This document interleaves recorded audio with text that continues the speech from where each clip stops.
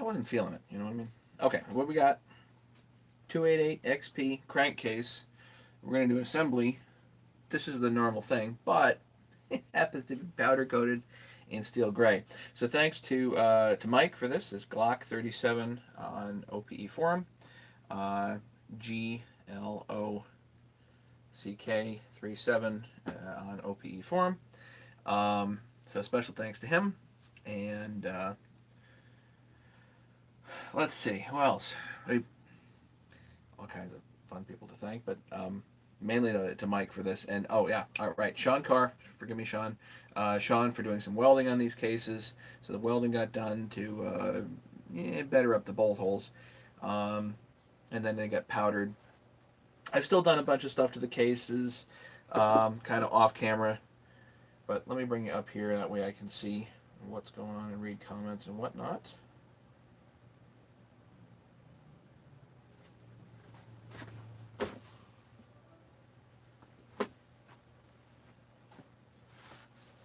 See, I can't even see myself, so something's really up with YouTube. It should just show up.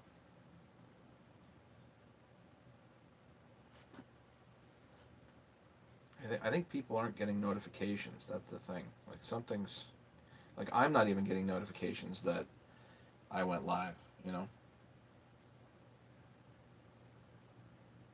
I can't even bring myself up so I can see comments and things. You know what I mean?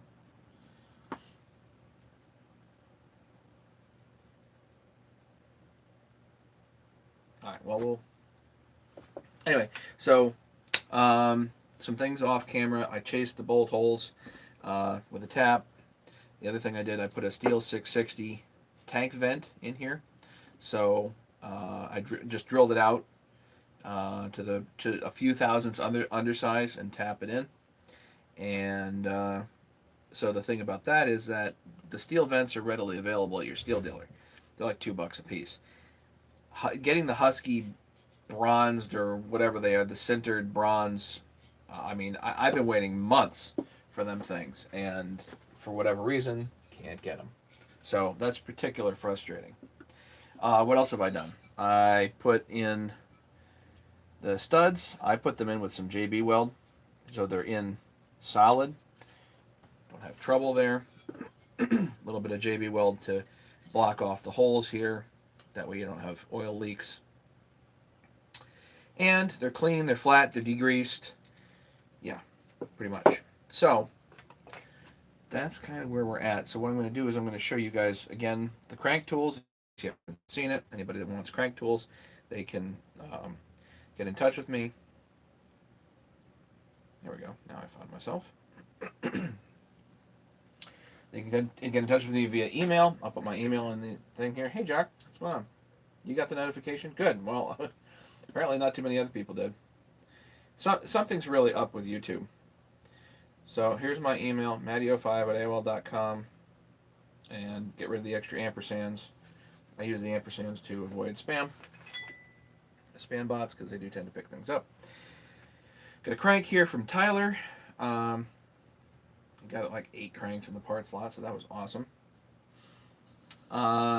So basically they're clean, they're degreased, they're ready to go at this point. They're ready to go together.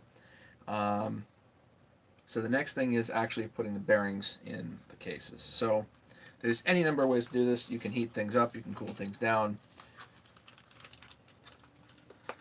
But I'm going to do this cold so you guys can see how I do it.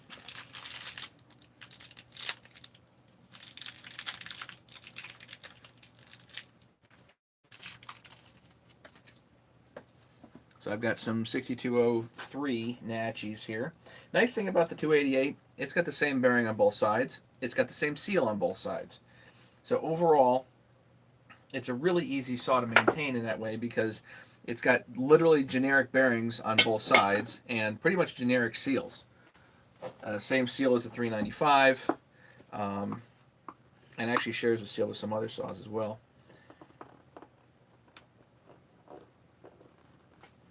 I think I even had a Solo in here that probably actually used the same seal, or could. It didn't, but it certainly could.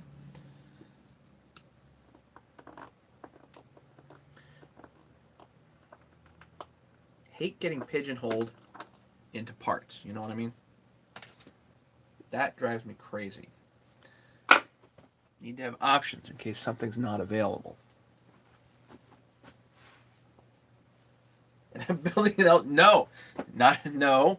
We're building a Stihl themed chainsaw. It will be a creamsicle for anybody that wants to do a creamsicle.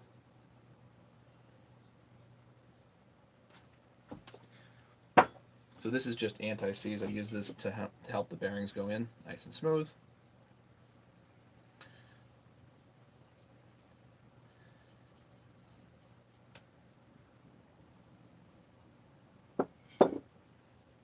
You guys have seen me do this a zillion times before.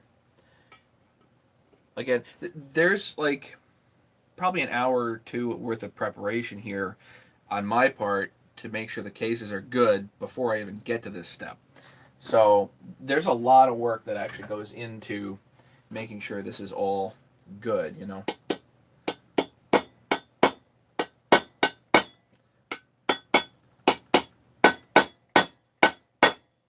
So then I make sure the bearing, I don't want to pound it in, but I do want to make sure it's straight. Once it's gently there, then I can grab, this is just 1/2 inch threaded rod. Again, I've used this a zillion times. And you need a good assortment of washers. I really like these fender washers. They're really, really big, wide. They're thin, but they're wide. And it helps grab things nice and even, you know.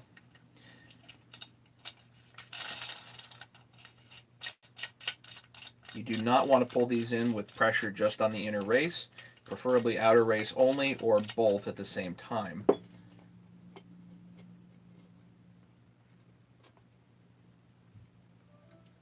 you go. So now you can hit this with the impact. You can put it in with a wrench, whatever you kind of want to do. I happen to have the impact. Doesn't make things go a little bit faster. Again, just an assortment of washers, 1/2 inch threaded rod, nothing fancy. And for the flywheel side, you just bring it all the way home.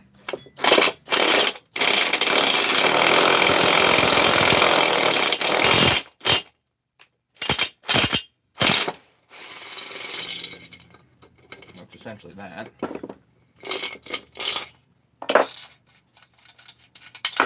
And you can hear it. You can hear where the sound changes, so you know that you're home, basically. You're all the way up against the inner boss there. That's it.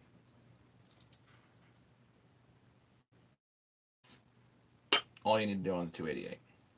Very simple. Now, this other side, a little bit of a different story. We'll get there. Let's work on that. So the other side, because the oiler is actually part of, we'll call it a positioning device. Odd ring up here too. All that got to be gone. That way you can put your oiler down here. Bolts. Now these are 20 millimeter M4.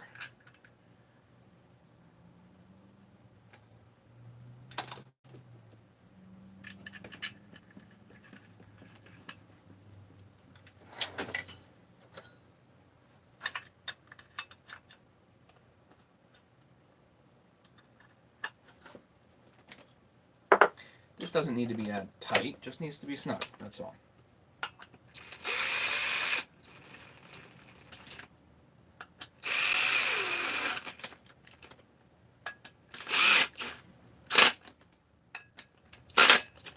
Because essentially you're going to pull the bearing up against that surface. You're going to pull it all the way in up against the oiler. Similar to a 660, it's really not a whole lot different in that way.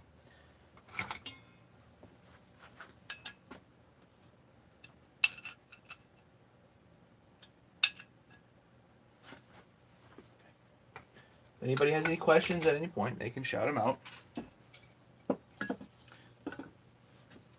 Listen to myself talk all the time. Didn't get if it's you or a friend who's welding the crankcases. What kind of, you need a TIG welder.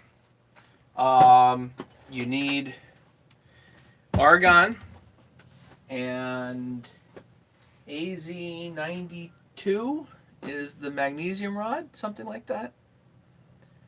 Magnesium rod and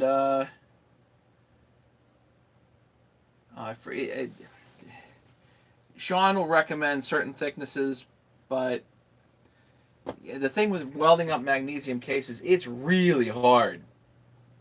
It's really really hard to do. So don't get the idea, because the actual case is so incredibly porous and oily. I mean, it does not want to take metal. It doesn't want to bond. So it takes a lot of work to get it just right. Hey Sammy, watching Best Mechanic. Thanks Sammy. Thanks for the compliment. I'm definitely not the best mechanic out there, but I do try. And trying is what separates a lot of people, I think. So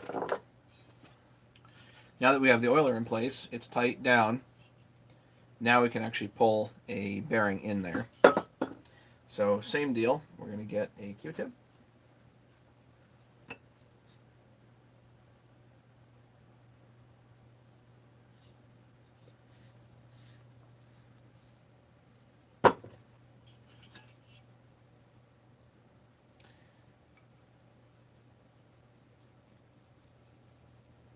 Again, a little bit of anti-seize. This helps go a little bit smoother.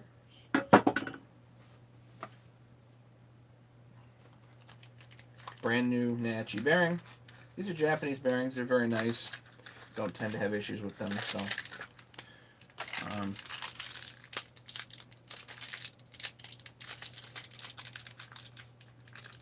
yeah. 70 here. Who's here? Anybody's welcome to throw out a comment or question.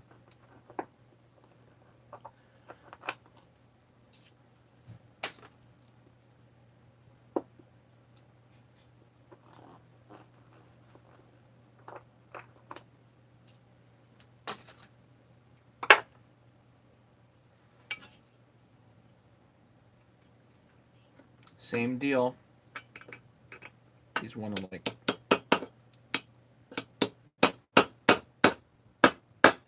tilt and stuff.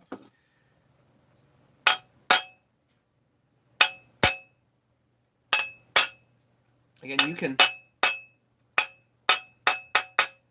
hear it. There. It's that more dull sound when you know it just kind of straightens up.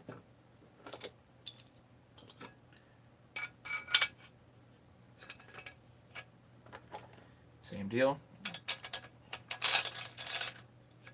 You need a good assortment of washers, a couple of nuts, and some half-inch threaded rod. Now, this is like a 4-inch piece, but some variable size pieces are nice. This one I just keep in, always ready to rock.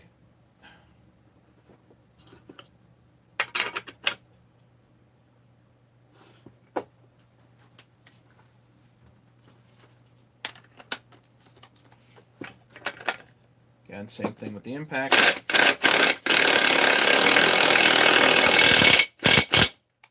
That's it.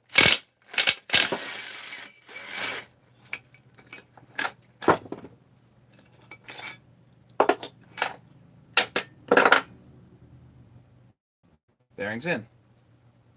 Piece of cake.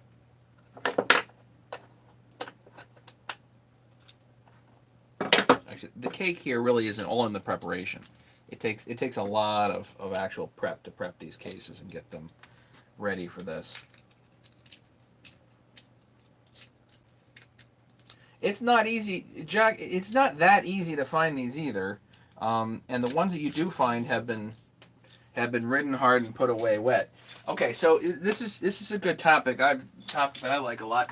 I've been seeing a lot of guys paying all kinds of money for saws that look good and need full-on rebuilds. If you are buying one of these, it is complete, but it has never had a rebuild, then you need to plan on doing a rebuild. I forget who it was. Somebody bought one and it was really nice looking, and I'm like, yeah, when's the last time it was rebuilt? He's like, I don't know. I spent $750 on the thing. Great. Is it worth $750? In rebuilt condition? Yes. In not rebuilt condition? You got to be careful. So he takes it apart, and the bearings are all caked with black carbon junk. I'm like, really? You know, good thing you did that, but you paid, what was close to top dollar for something that didn't have a fresh rebuild. Why would you do that? So I want everybody. Mihai, what's going on? Welcome. Everybody be real careful with what you're buying and what you're paying for stuff. Here's the thing. I get away with stuff like that because, A, if I spend the money, then it's just not as big of a deal for me personally, but also, like, I'm getting something out of it. Like, I'm hanging out with you guys. That's what I get out of it. Secondly, I do this stuff all the time. I'm doing rebuilds all the time. So it's just, I go into things anticipating to do the rebuild. Most people that I see out there that are buying things don't. If you're buying like a 2016 372 X-Torque, then it may not need a rebuild. But if you're buying like a 1980 something 288 XP that's been literally like a saw that's been ridden hard, and it's like, oh, this runs great. Yeah, no. Tear it down. Tear it down. Anticipate that it needs a full tear down. Don't sit there and be like, well, maybe. No. Tear it down.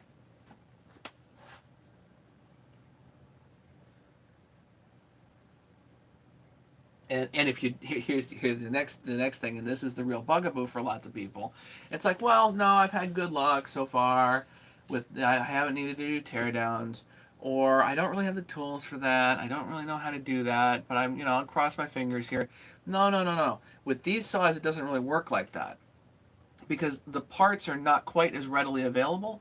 Number one, number two, you've also got the problem. These things are really expensive. You're talking $6 for one of these bearings. Okay? And if a bearing goes, it's going to tear the whole piston and cylinder out. That's $200 if you can get one of these cylinder heads. Now, you can get the aftermarket ones, but on the 288, this is a nice saw. You want an OEM head.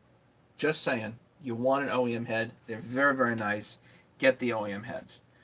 On other saws, I play around with aftermarket stuff all day long. I do. But on the 288, you could do SKF bearings. SKF for $10 or $12 a piece. NTN, yeah, and I've used NTN in the past too. I tend to do Natchis. It tends to be a great bang for buck. Japanese made high quality bearings, and I can get them in packs of 10, like $6 a shot.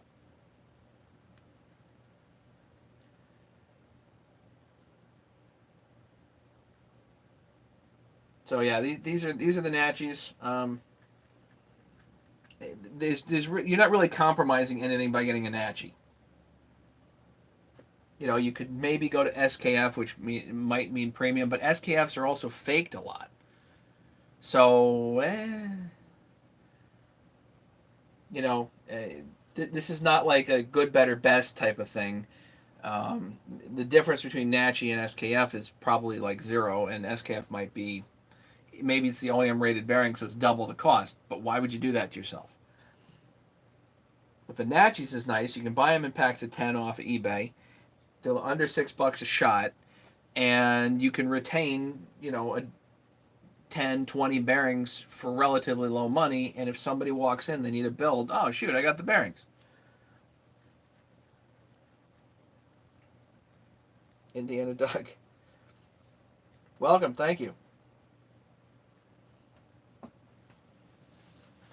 Indiana Doug, how long have you been a sub for? Honest, like when I first started, I had like 700 subscribers. I'm like, wow, this is awesome. I couldn't believe it. Like anybody actually wants to, hang out with me and watch what I do, which is really god awful boring a lot of the times.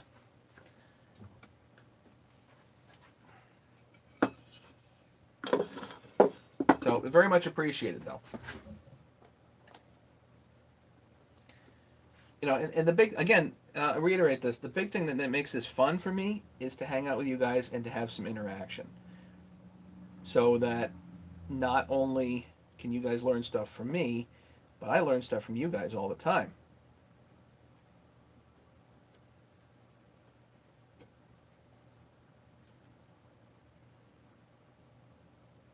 You're one of the guys that inspired me to start a channel. Wonderful. So yeah, that's a big part of what I like doing is if I can, basically give somebody some ambition, then I do consider myself successful. If you can get in there and start turning bolts, I feel pretty good about myself. Um, if I can give somebody some drive. No, no super chats. No, no, no, no, no. Thank you, but no. And here's why. This is just my philosophy. Um, I want you guys to get something. If you're going to send me money, I want you guys to get something for it. So I don't need any tips or anything like that. What I do need is I do need people to buy the crank tools. But now more than that, I need people to actually buy my high top covers. So these top covers are for the 288. These are just commercial samples right now. They work. They work. They're not quite the shape that they're just a tad off of the shape that I really want finalized. Um, but these are much more robust than the OEM ones even, and it's a nice top cover. They're on eBay right now. You can pick them up. That's hugely helping the channel. If you need one, don't go buying it if you don't need it. Okay? I'm not expecting people to do that. Again, thank you, but I do not expect people to just send me money. That doesn't really work for me. I don't feel successful.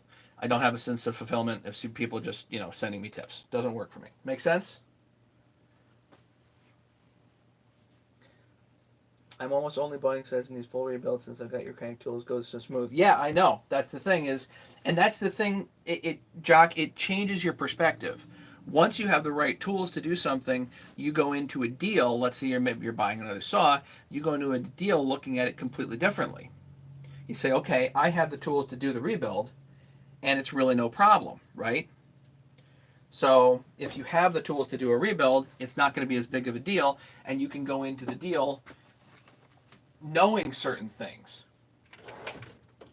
feeling better about a deal, feeling worse about a deal. You can also say, you know what, I've done this a million times. I know what's entailed. This guy's asking too much, whatever it is.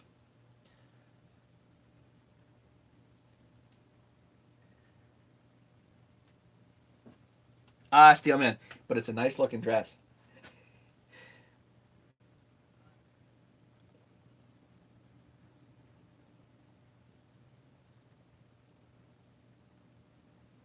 So I'm going to do the flywheel side first. We're going to 1184 this. Again, clean, flat, degreased, right?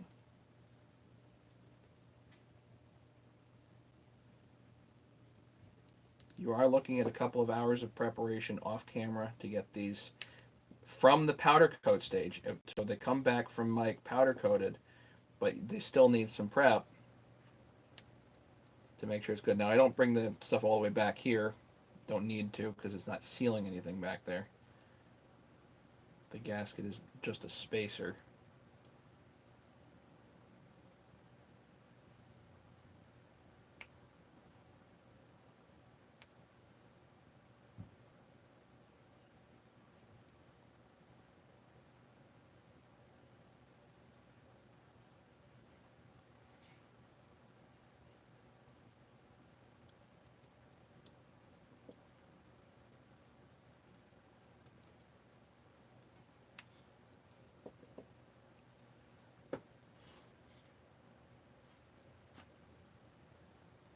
So yeah, again, thank you for the vote of confidence. I do appreciate it. Um, please don't send me money or feel obligated in any way unless I'm actually delivering a product. Okay, so which I've done the high top covers, and just so everybody knows, I've literally spent my life savings to get those up and running. We're not quite there yet, but the more people can buy on those, the more support they show, and the cooler stuff I can do in the future. That is it's basically crowdfunding just in reverse.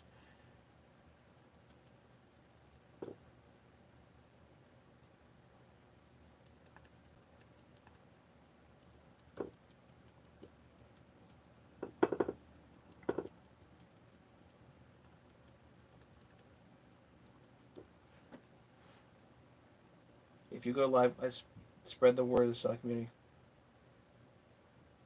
Yeah, I don't. That's the thing. I have not been consistent. It's been worse.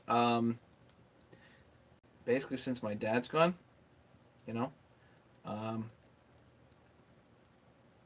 that's kind of the truth of it, is that, you know, my father really wasn't involved in the channel, but what happens to me is that if things aren't fun, I mean, I know this is fun, but it doesn't feel as fun as it used to. You guys know what I mean? So I had a bad year last year, and it's kind of continued into this year. And so me getting consistent with this is unlikely to happen. You know what I mean, Doug? I'm, and please forgive me. I would love to do this consistently, but I've got other stuff going. I just do. And right now, I mean, there probably is some number at which of either YouTube income or parts income or whatever it is, there is some number out there where it would be enough to quit my day job. You know what I mean?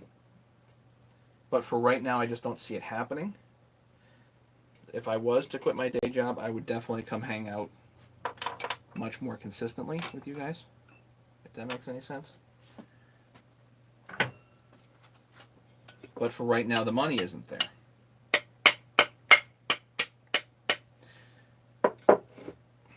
Okay, so we've got 1184 on here. It's tacked. We've got blue Loctite in the bolt holes.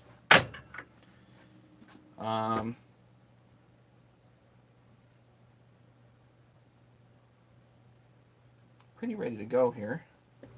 So now, I mean, you can put the crank in before or after the lock. You goop up everything, but there's no real rush here. If you need to go take a phone call, you can take a phone call. So here is the crank going in. Doesn't matter whether the oiler's on or not.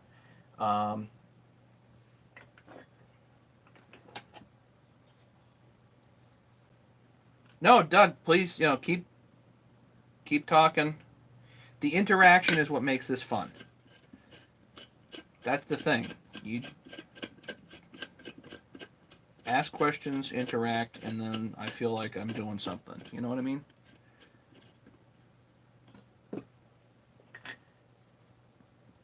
And my dad was not necessarily hugely involved with the channel, and he didn't really even watch. I don't think he even watched a lot of what I did.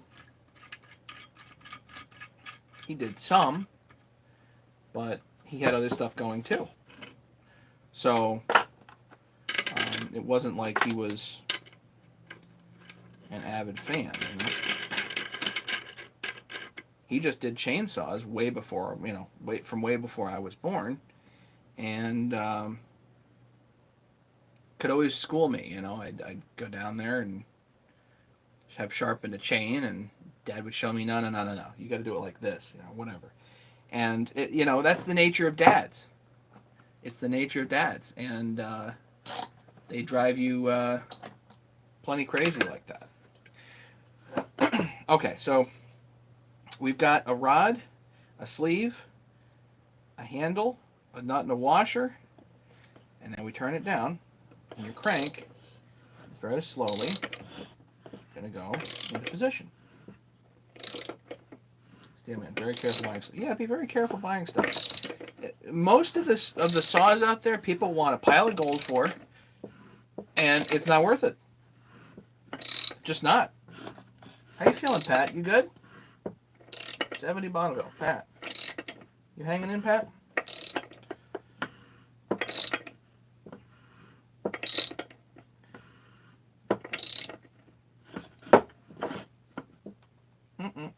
That's it.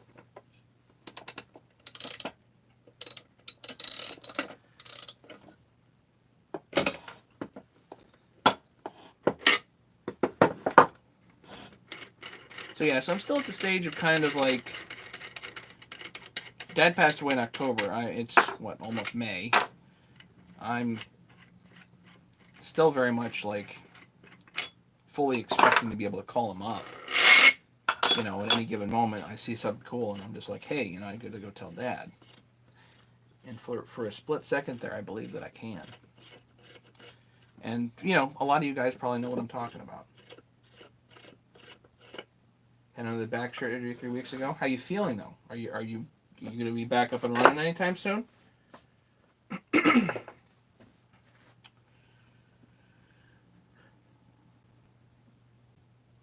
JK, anyone can. Good morning. Yeah, you know, that's the thing.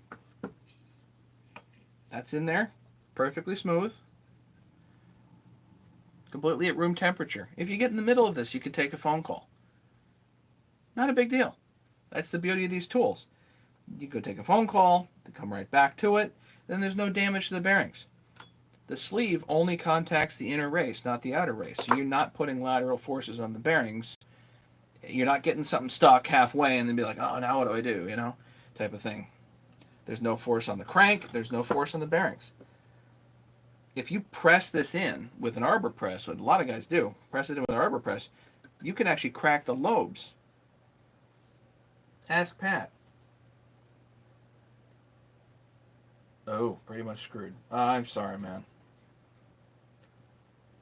I'm sorry, man.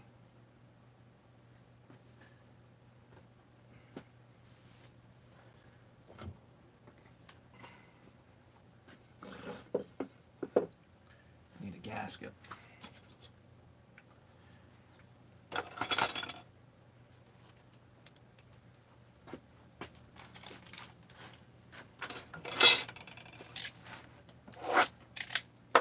OEM gasket kit. Pat, is there any silver lining here? Like, at least you get to play with chainsaws more often or something like that? Or get to rebuild them or something?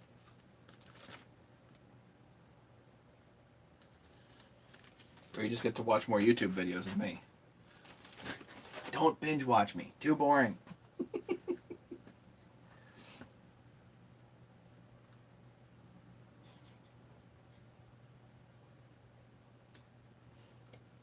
Okay. Positioning pins. Everything's tacked nicely. So the gasket just sits just gentle and nice.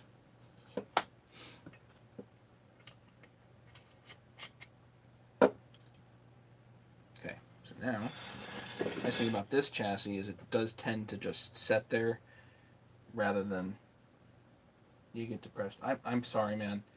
Like, I was out on the sawmill the other day, and I'm sitting there, and I'm just like, you know what? I know this is fun, but it wasn't fun. It's like having a cup of coffee that you know tastes good, but it doesn't.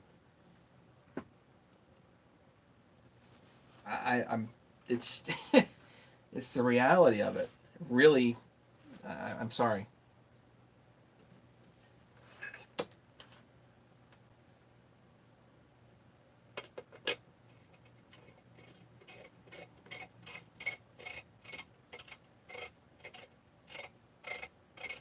Is this saw going all the way to complete assembly? Probably not today.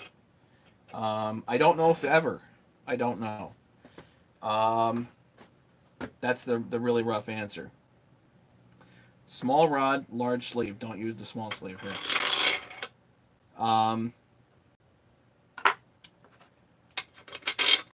So the reason that I say that is that what I'm going to do is I'm going to have orange tops, black tops, white tops, and blue tops made. So these will be basically demo cases for those colors of tops. More as a, what's possible. You know what I mean?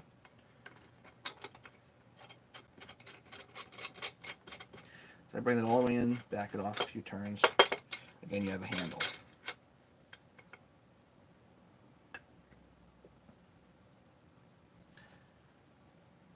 So yeah, it may not go to complete assembly ever. I don't know. It's a nice chassis though. If somebody really wants it, they can talk to me about buying it. What I want to do is I want to kind of, get the white tops made, and then I can actually demo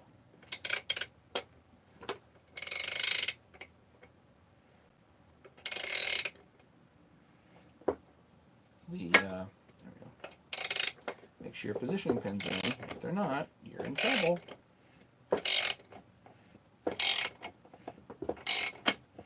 Now this is almost down, so at this point, if you want to stick like a screw in to help with the alignment of everything, then you can certainly do that. You put all the screws in if you feel like it.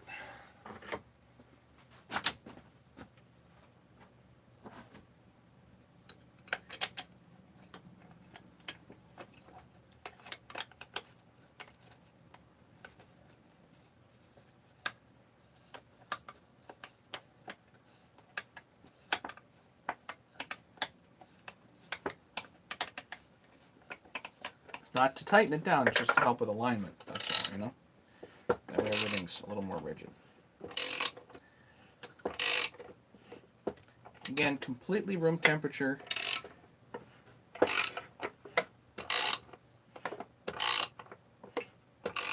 And no lateral forces here. You're not going to bugger the bearings by putting lateral forces on.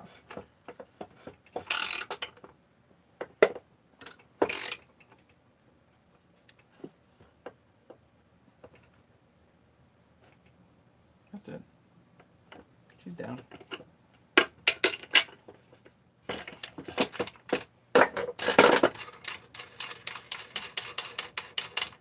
Now, what Craig Timmons does is he will actually go and put the bolts in before he releases this. So, whatever. If you need to go back and just give it an extra ugga-dugga, you can certainly do that.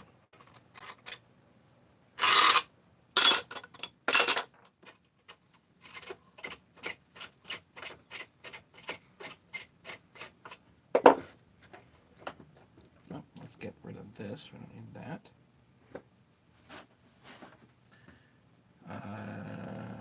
Where is my knife? Need a knife.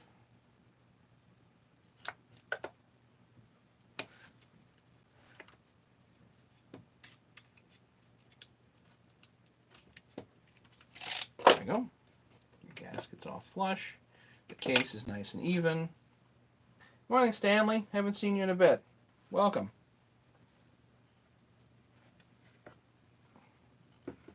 Now we go over to do the case bolt thing.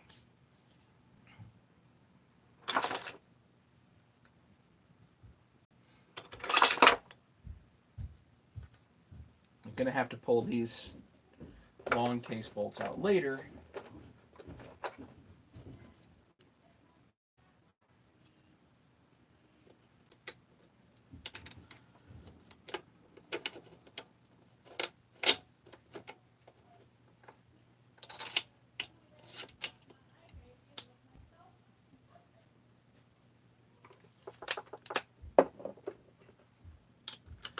Minutes away in Richmond, Indiana.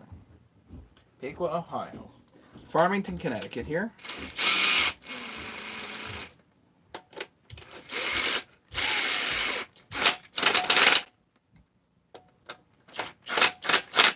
Again, not trying to impact it in. That's not the idea. We're going to do it all by hand in just a minute. Where did my other... I did put it back. Why didn't I do that? I'm going to pull the oiler off.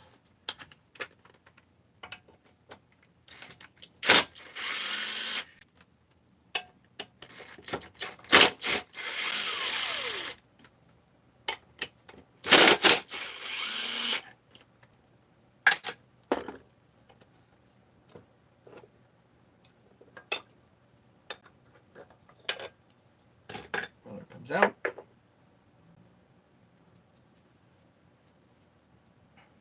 Nice, clean, fresh, new bearings. So if you go in here and you're tearing a saw down, you pull the seals out, pull the oiler off, and find out the whole thing's black, you tear it off.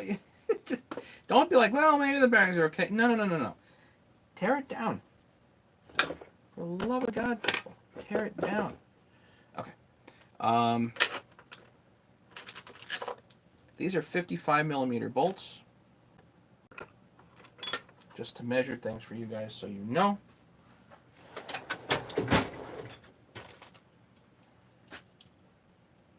The back one is like 16 millimeter. It's already there. And these, I think, are 35s. The regular crankcase bolts are 35 millimeter.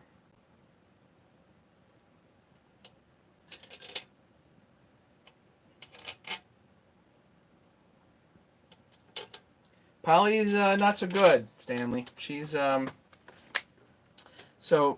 January, as of January 1st, as of January 1, the vet wanted to put Polly down. Amazingly, she's still kicking though. Nearly May. She's got the gout going on.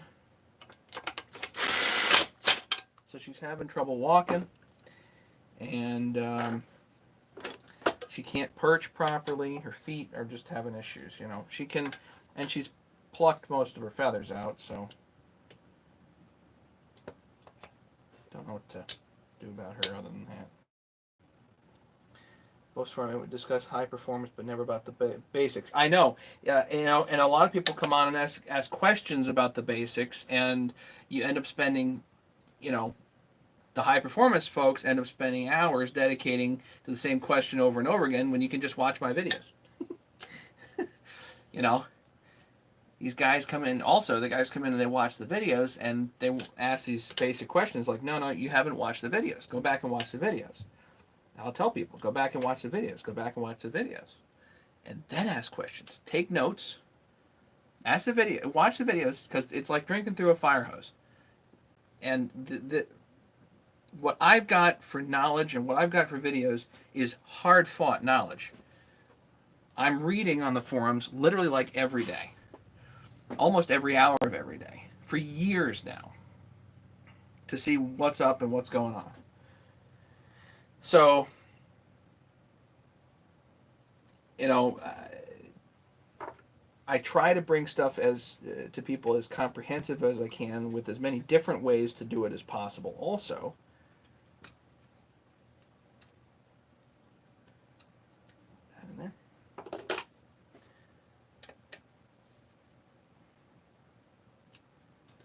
that in there. And what I always noticed was that for me, there was always some like fatal flaw or some one step I, you know, wasn't getting when I was watching other YouTube videos. And so I tried to do things as complete as possible. Seven and Mechanic, welcome.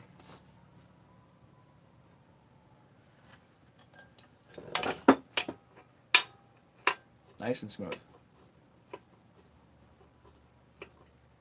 Nice and smooth. So, that thing's now together.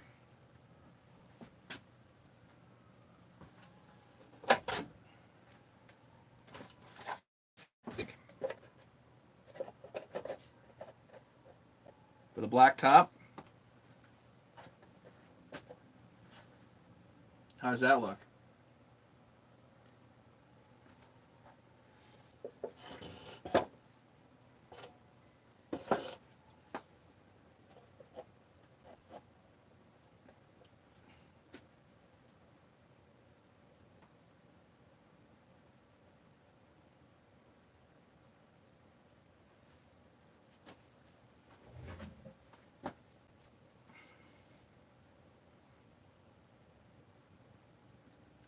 So if anybody's interested, they can certainly contact me about this, and we can certainly talk about price. I've got now an orange one like this, I've got a blue one, and now I've got the white one. Next thing to do is to put together black. Uh, which means I need to spend some time prepping. How many people? We have 14 people watching? Okay, welcome. Who else is here? Just so everybody knows, we have the most fun when we interact. So at least I do. So if anybody has any questions or anything, they're welcome to shout them out. So yes, I do have a box here that might make you guys jealous. So let's focus on that. Very slow. That's nice. Okay.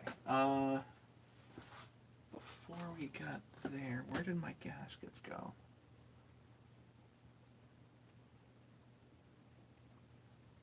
Because the I'm supposed to keep the gasket kit with this, obviously. That's right. I'll find it. It's around here somewhere. All right. I have another unboxing for you guys. Hey, Tim.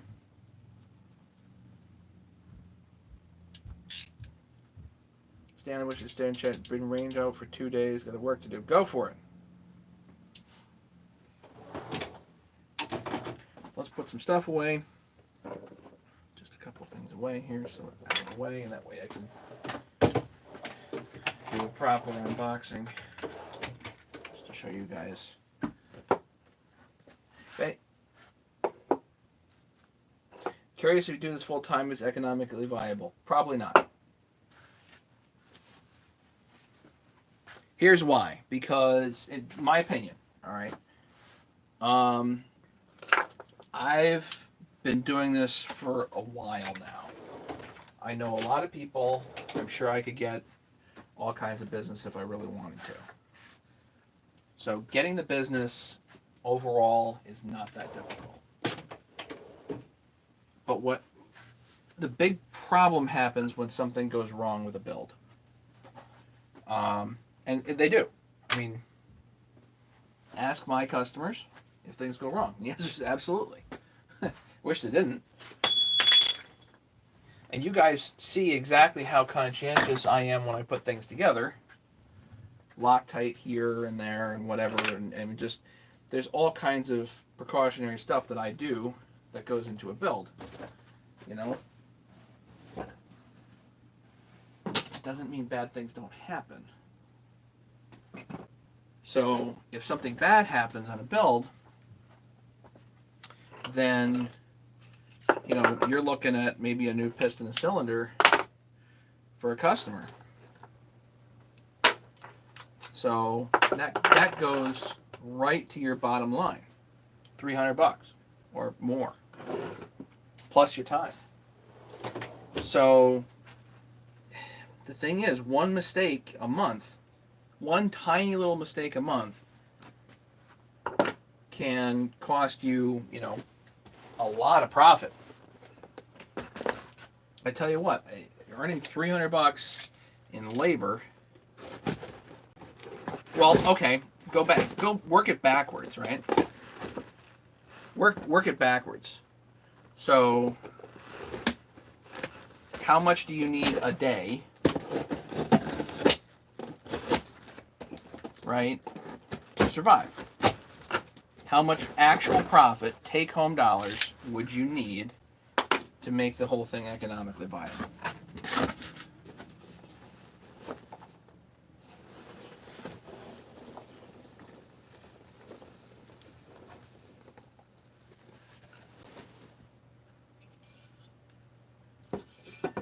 So, and work back from there. You need $200 a day? How much are you going to charge for the rebuild and labor? Right? Are you going to charge extra for things like simple green in your ultrasonic? Etc., etc.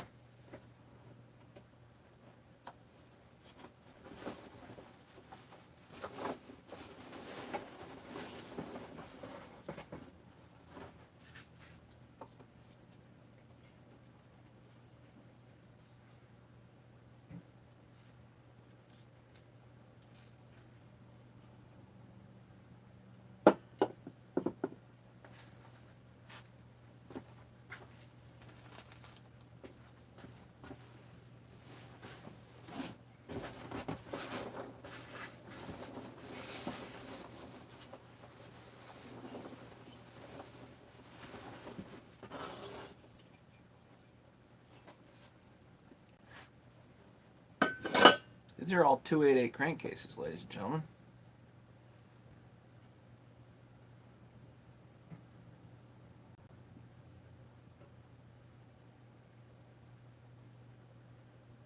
Cool, huh?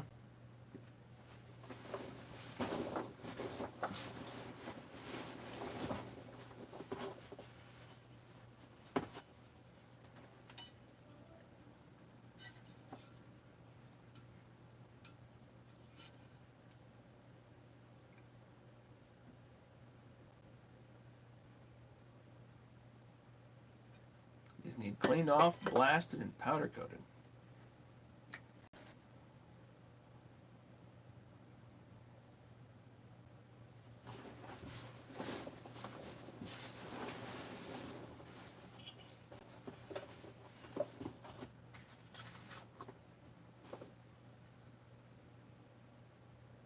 Ah, that's cool. One without the bump here. One without the hole. Old school.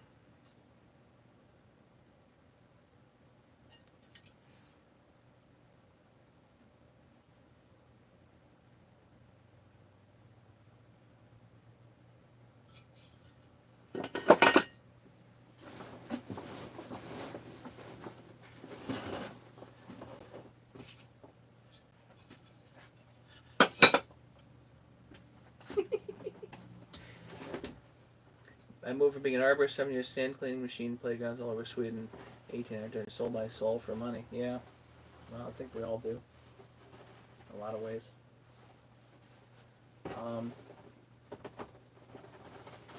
I'd personally say, like, come up with a number. Say, I need, $100 a day, $200 a day, $300 a day, 400 bucks, whatever it is, right? Come up with a number. Say, okay, I need X amount of dollars per day to make whatever job I'm doing worth it, right? And then work the numbers back and say, okay, this is how much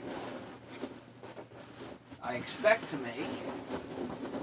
Here's my fudge factor.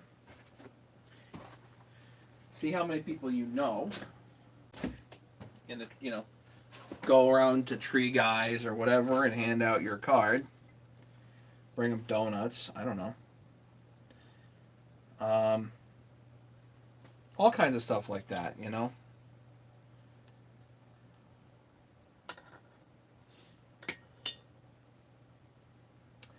They're mine. All mine. I don't know what to do with them, but they're definitely all mine. Apparently. So, I gotta get these over to Glock, otherwise he's gonna be like, "What? Why did you not send them to me?" Gotta look at them and see if they need any repairs. Overall, they look like pretty solid cases, as far as I can see.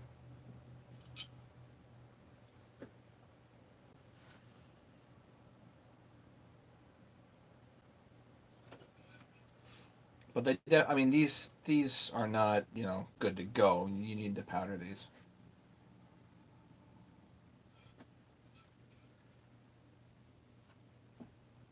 And even if it's free, like, which it's not, but even if it's free, it starts. Each one of these is like $1,000 project, maybe more. So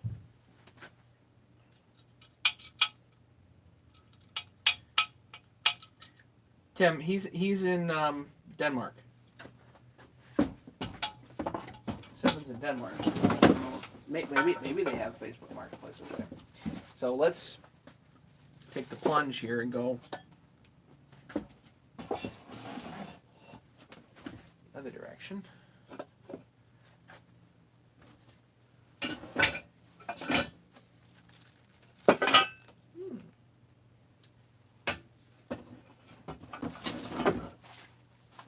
Yeah, there's lots of like little rubber bits and bobs on here that need to all be accounted for. Like the bushing that goes here, that's $5, or the bushing that goes here, $5 each. So these things start adding up real quick. or you end up waiting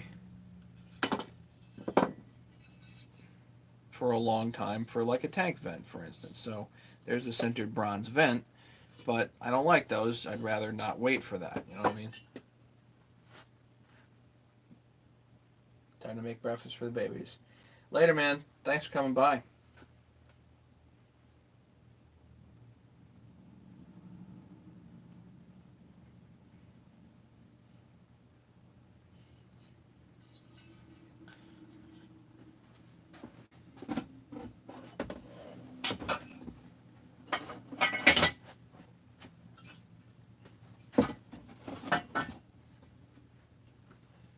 So, we have all these.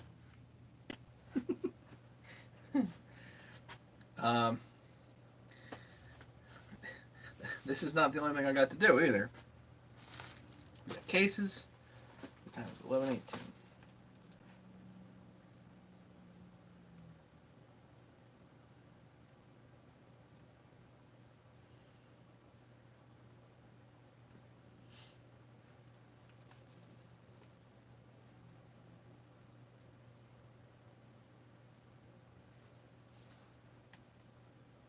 Good with my decision to put away 80% of my pay after taxes. It's impressive. Most people can't do that. Most people can't put away 50%. Most people can't put away 10%. So we have a tendency to spend ourselves into oblivion as individuals and as countries.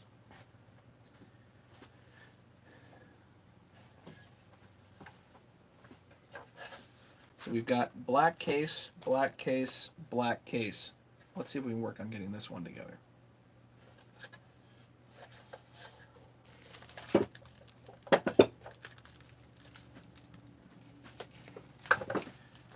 Yeah, I'll wish you best of luck, so far, I'm pretty convinced that I could, if I had to make money doing repairs, I don't think I could do it. I'd starve.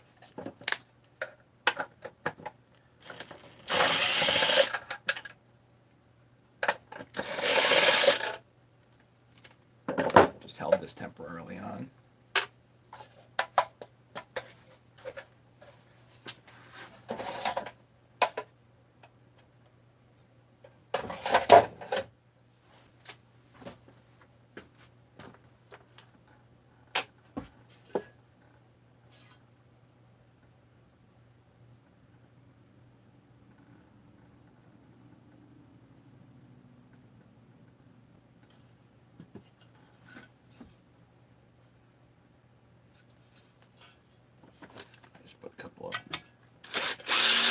Random bolts in here just to hold things together temporarily.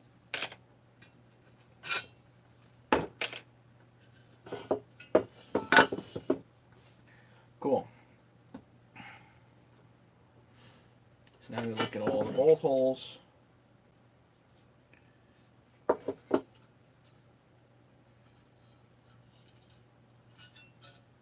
Get ready to clean this thing up. Yeah, it's a pretty solid case, I think, from the looks of it. Sean did a repair down here.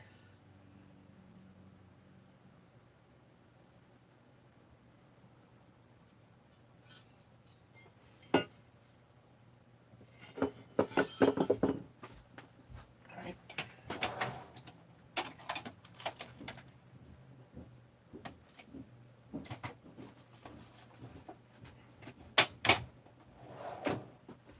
So, one thing I like to do is I like to clean up the holes here for the bearings, the pockets.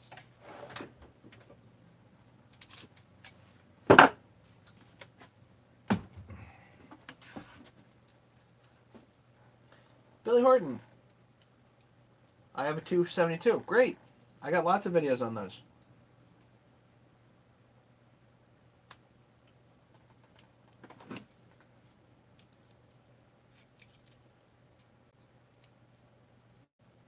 Yeah, so I have a 272 and I have like 4 372s. And if I'm going out to cut firewood, my hand almost always goes to the 272. My 372s are faster. I don't think there's a question about that. My 372s are faster than the 272.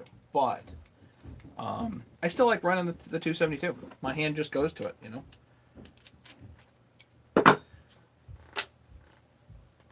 So use a wire wheel.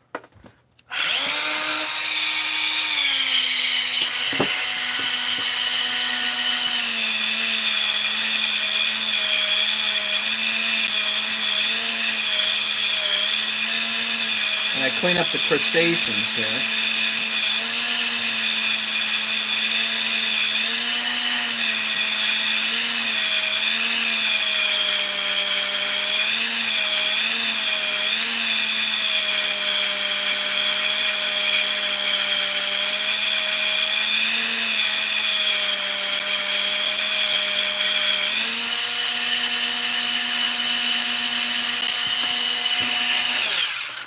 A little bit of powder.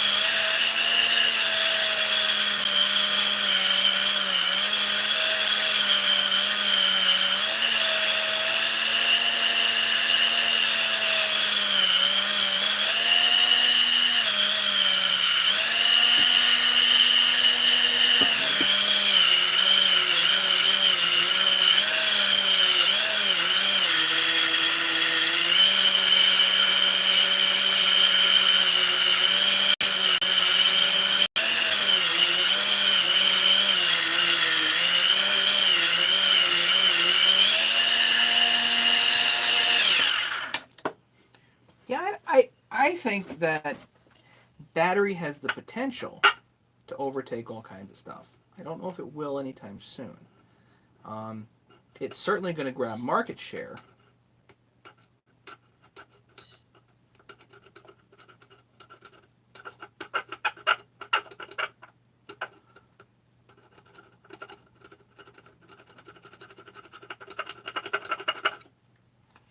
Yeah, you're right. It is the little things that kill you, but it's not just like it just doesn't kill you financially always. It also just it really depresses you on how many little things there are. It really kills your motivation.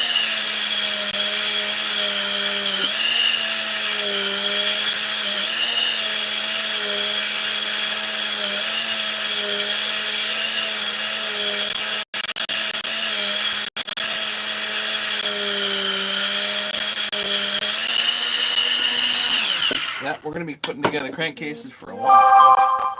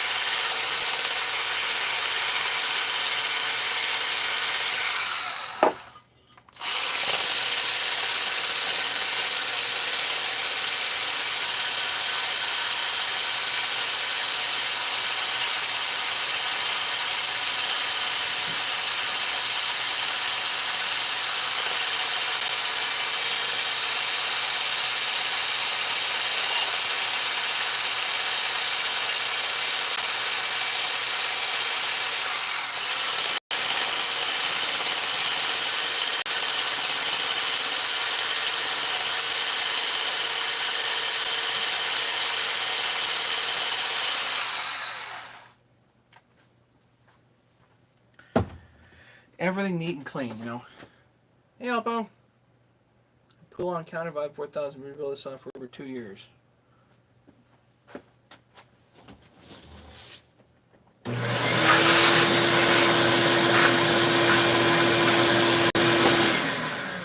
I know, plenty of people like those things, but definitely not my thing.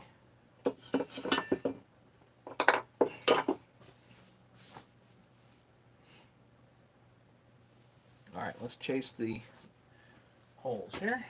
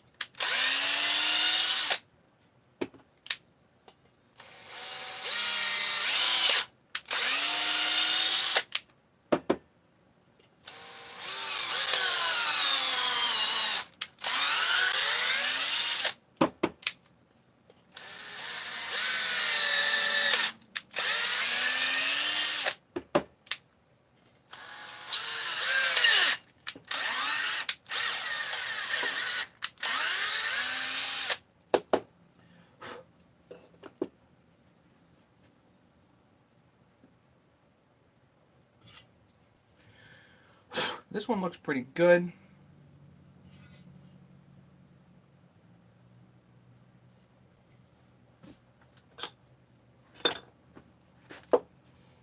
This one looks like it actually had a different oil.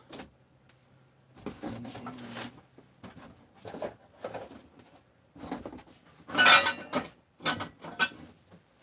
did that go?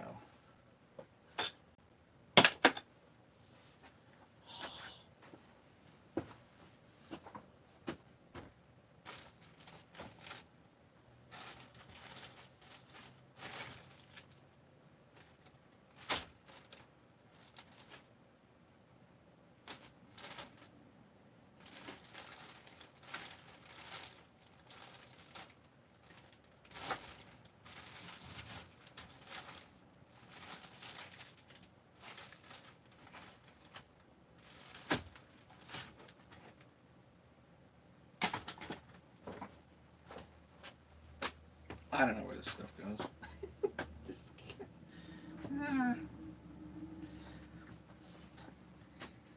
I do need to find some bolts there. That'd be good. Let's see if we got those.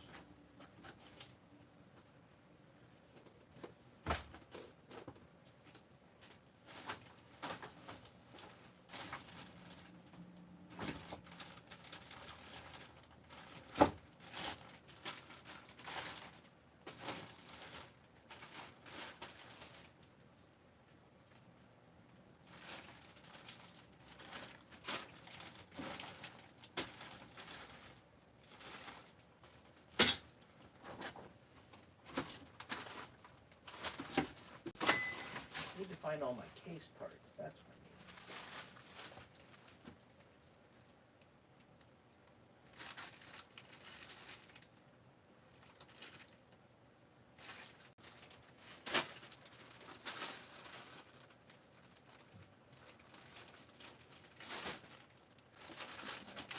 I need. Back.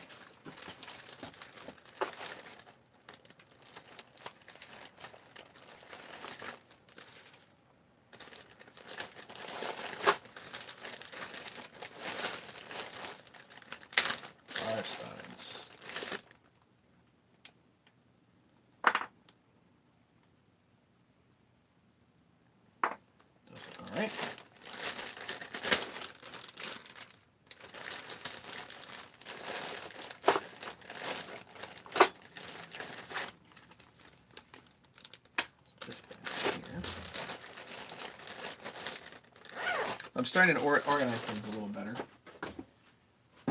Trying.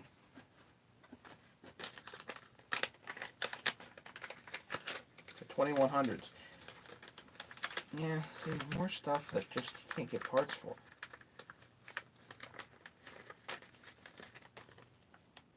Bill, you're very welcome.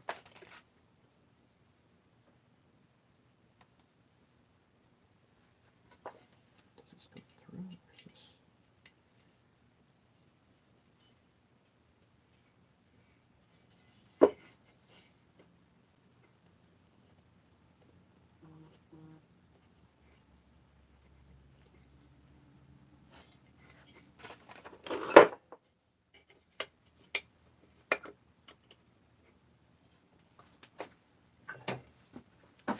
This is the oil tank vent, which is all it is a roll pin and a pin inside of it, a cotter pin.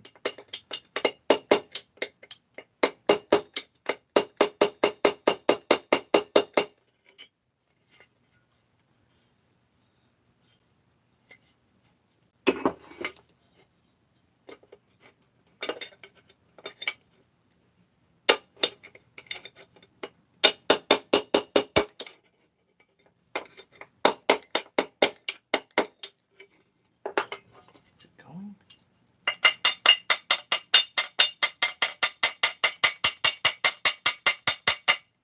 Yep, that's going.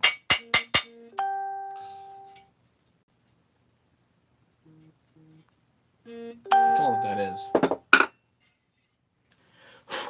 Okay, there we go. It's a roll pin and a cotter pin, and that's all that they use for the tank vent. I don't think that's a very good design, but that's what Husky had. It creates a slight leak. That's what that does.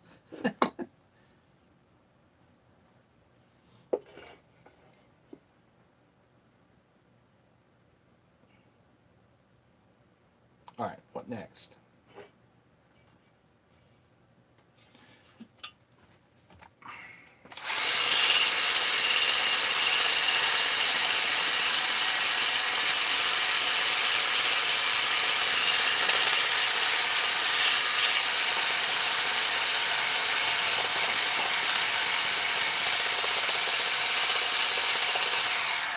I want to make sure there's no powder in the way, obviously.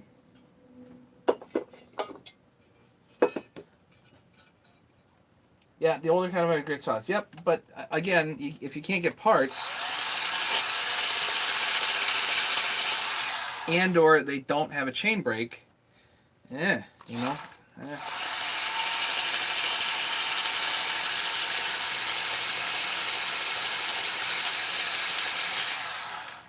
That starts to bother me a little bit, you know what I mean?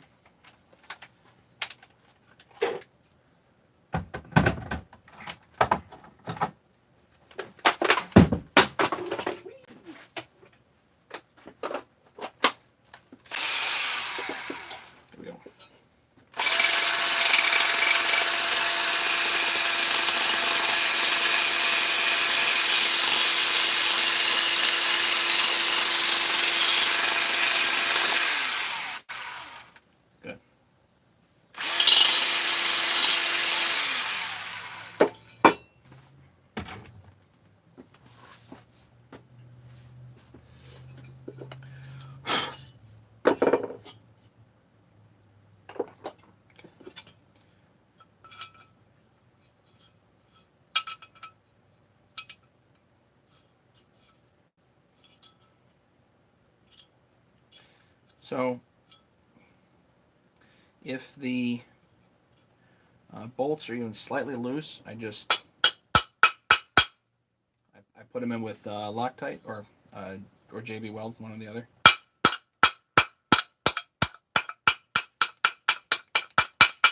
This one seems to be fine.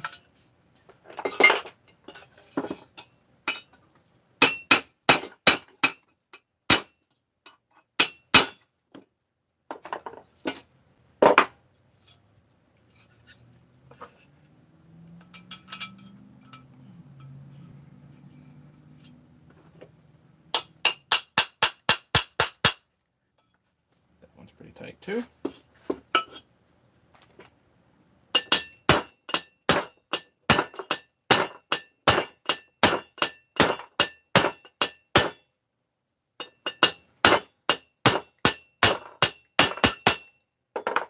Again, you can hear the sound difference when it's down. So something you might want to do. All prep. Lots and lots and lots and lots and lots and lots of prep work. Put a die down here. Take care, Doug. Thanks much. Was wanting to build for a workshop for tennis group. Taxes would skyrocket. Yep. I know where to get parts, chain brakes for candy.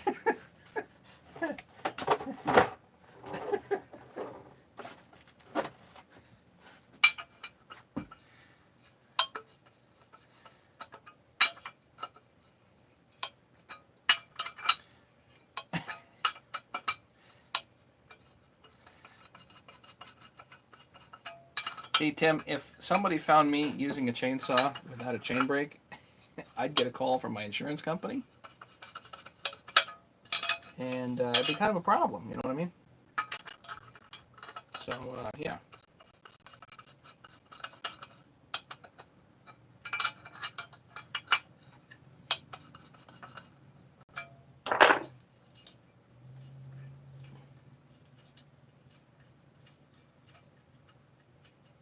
There we go.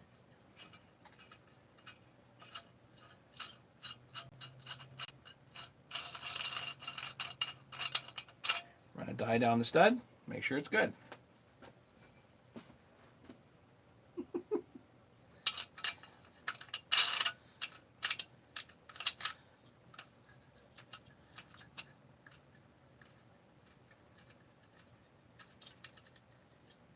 Yeah, as a general rule, Tim, I don't work on anything without a chain brake.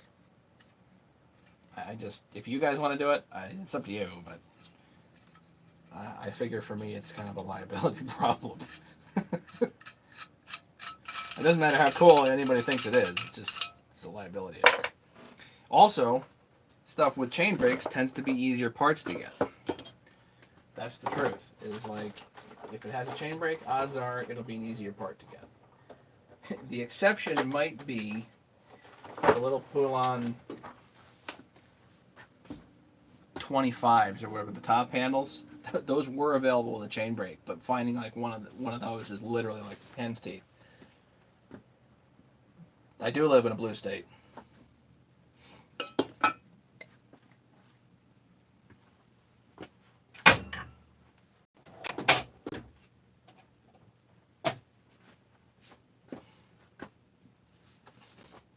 I'm going to be rough on you right now, Tim. Georgia did not exactly deliver for red recently. Yeah, you know that, right? I'm just saying. They were going to deliver, and they didn't, as far as I know.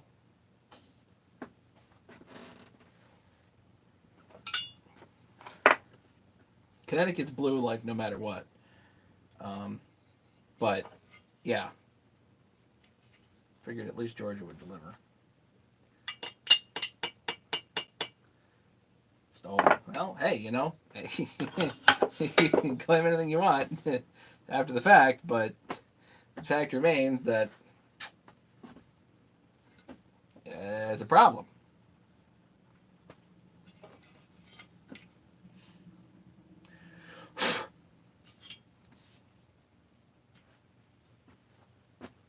I just build chainsaws. I don't steal anything.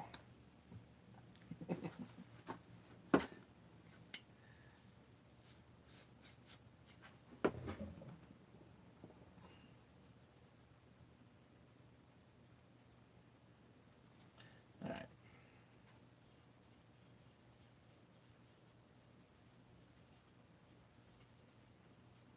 Put a little bit of anti-seize in here.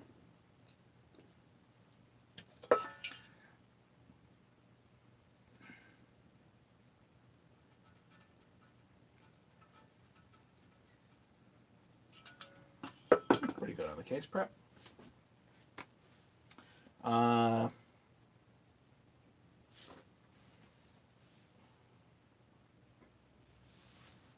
well, for sure, that's definitely happening too.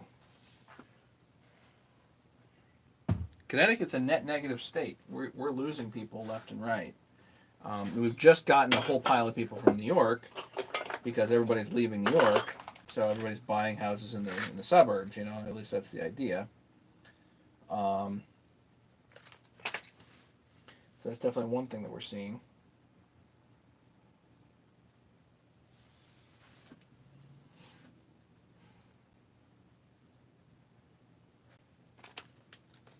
Position of pens.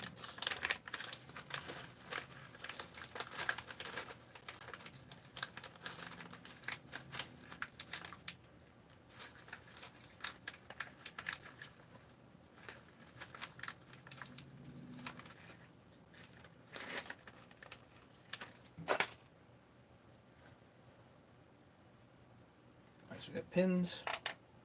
Now I gotta find some screws.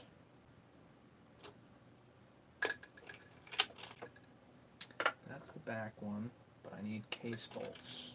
There's one.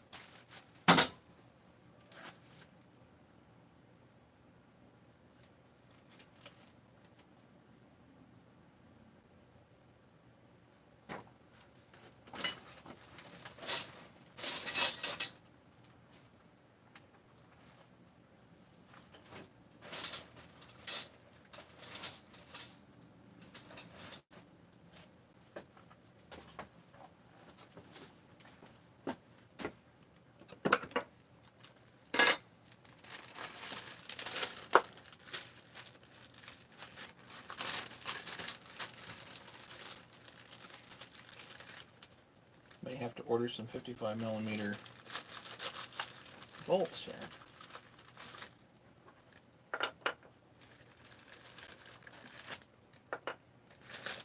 .35 millimeter.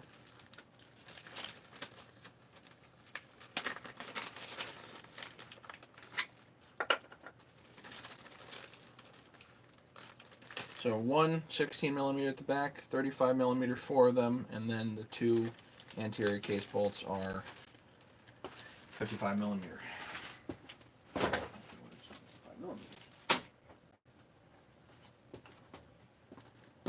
Live in the boonies, road to live look like Highway 75. Passing with traffic. Everybody's trying to get away, and they're leaving for all kinds of different reasons. And then what's going to happen is, never mind. I'm not, not worth it. Not worth it. All right, need to put some bearings in here. Let's put the oiler in this one.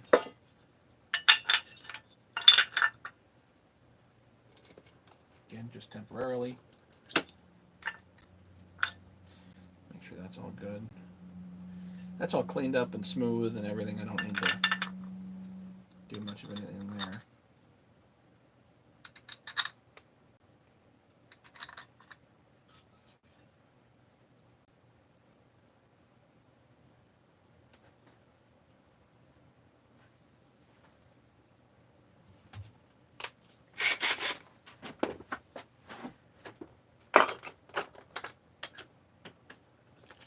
Nine people watching. Who else is here? Besides Tim, of course.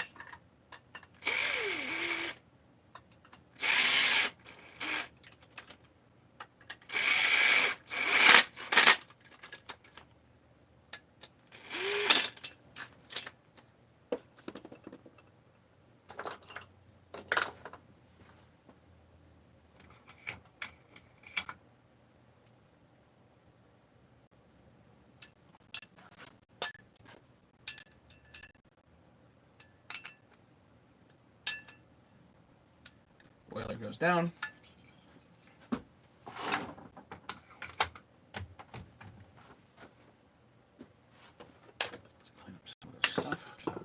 need.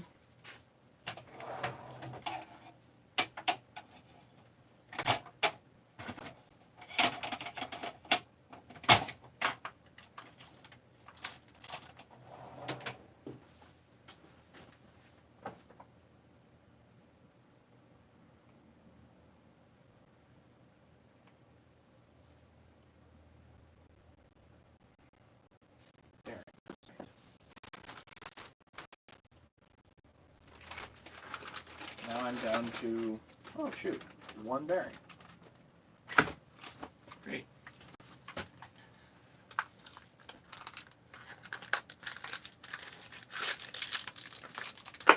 Guess we gotta better go or some more.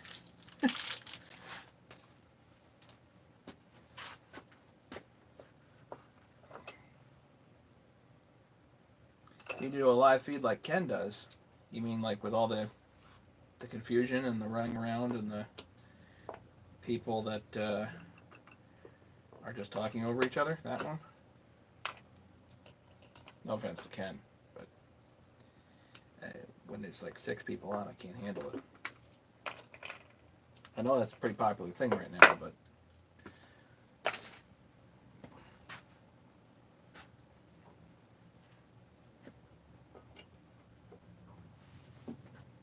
what happens is they don't end up talking about like small engines.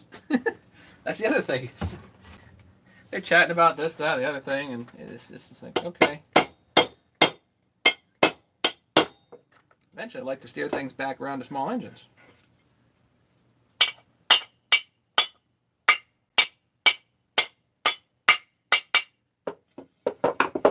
You know what I'm talking about?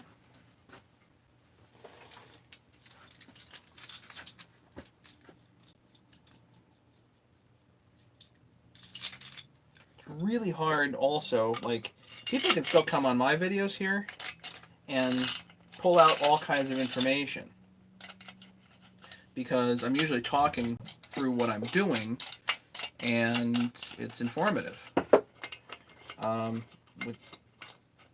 With the StreamYard stuff, like, it's a hangout. I mean, and that's cool, but I don't necessarily have time for that, you know? I want to get something done, and I need to get things done. See what I'm saying? I need to get things done. If I'm in the mood to do something, I'm gonna go do it. The mood to hang out, fine. But so it goes together slightly crooked. So you know what? Reverse it, back it off. It's not quite in straight enough for me. Okay.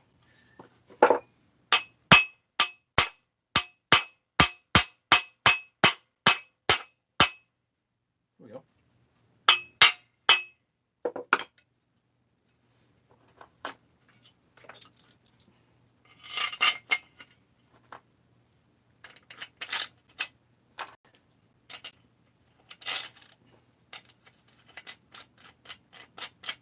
So for now, no, I'm not going to do the StreamYard stuff.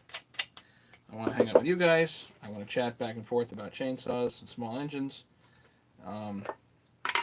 Keep things on topic best I can.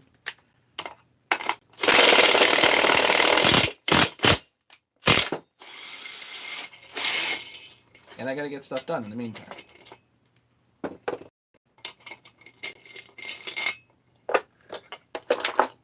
There's one.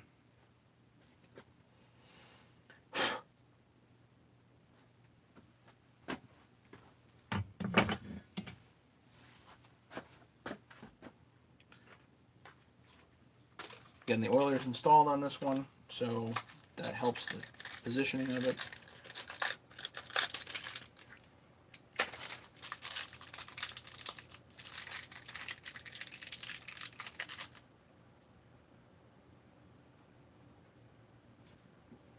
I want to check one thing.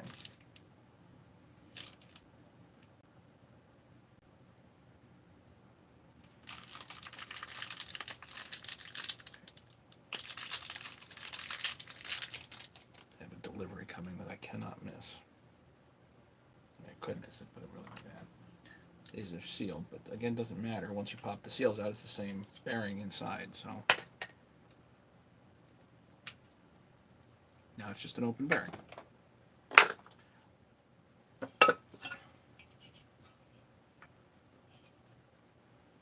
Same deal as before.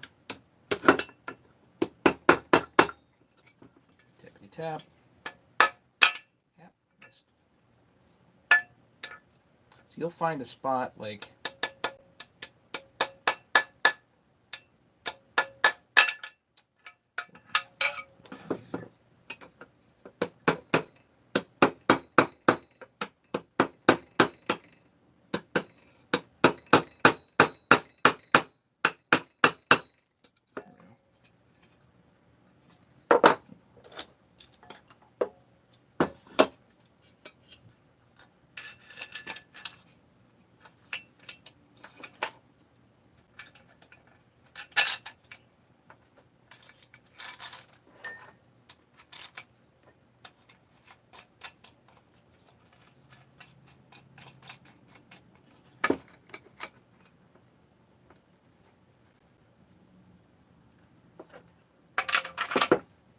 same deal.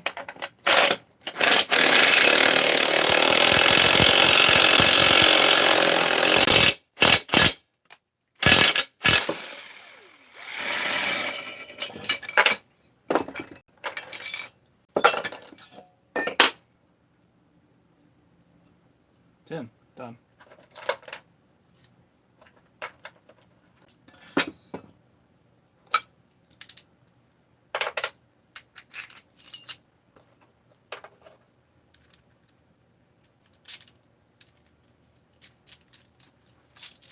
So go back to the question about like, is this a business viability? I think it's a great question. I think it actually comes down to like the issue is the fact that you cannot charge enough for this stuff. Once you know how to do this and have the equipment to do it, the service is incredibly valuable, but it's also not all at the same time.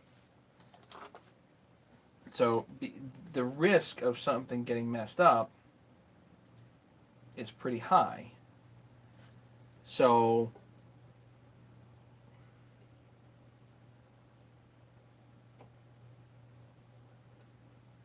some little thing going wrong during this whole process, it's an extremely high risk. At the end of the day, chainsaws are only worth so much. That's the problem. Which is exactly why Stihl and Husky are not in the parts business. They want to sell saws. That's all they want to do. They just want to sell saws. So, and good for them if they can pull that off. But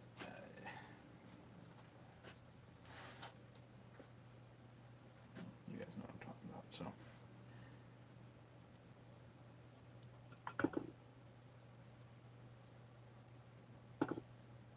1184, 3 bonds 1184. This is gas and oil resistant.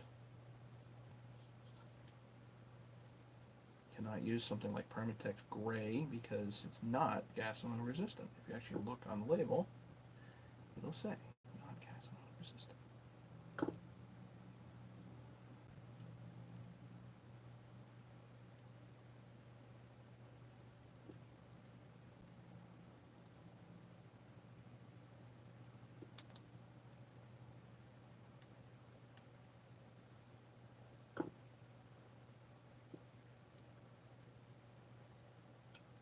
A nice light layer on.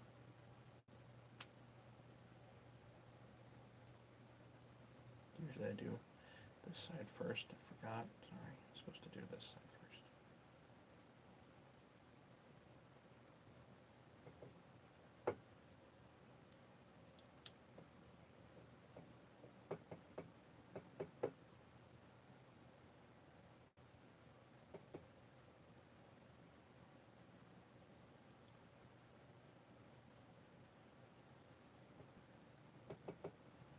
watching the UPS guy over here on the map.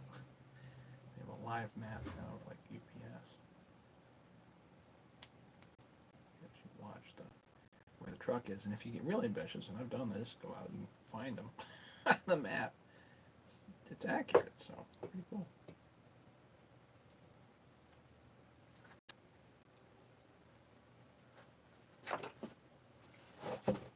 So nice part about here's my seals, which belong with the gasket kit rather.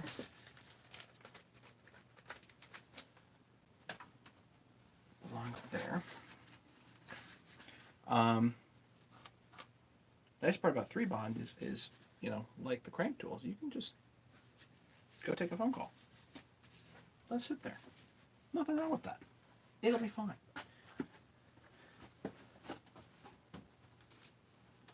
I got another kit. OEM kit.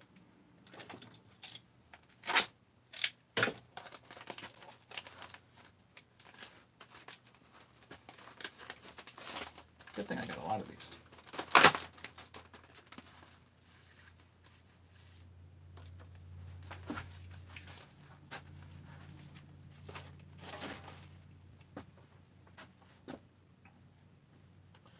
Alright, next I need the positioning pins, which I had here somewhere.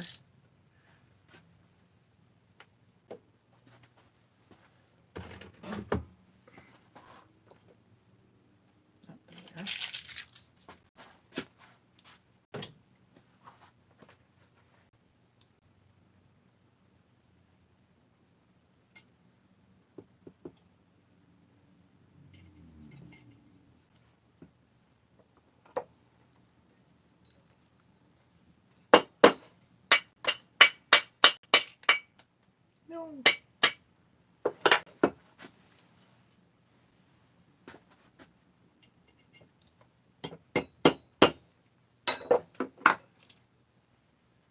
Good. Stuff is tacked a little bit. Helps.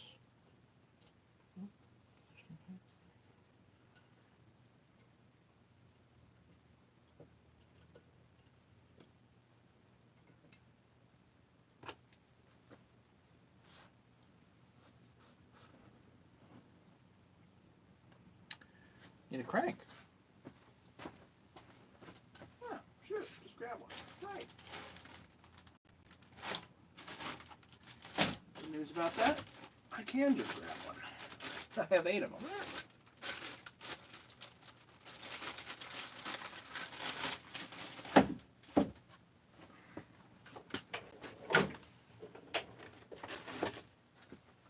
Hit the sealing surfaces here with a little bit of Scotch-Brite just to make sure it's shiny.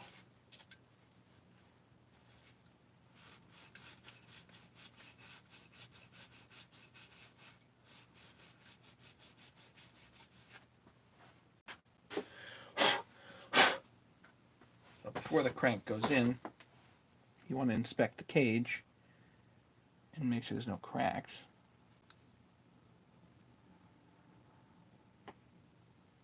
No cracks, no vertical play. A little bit of side to side is okay.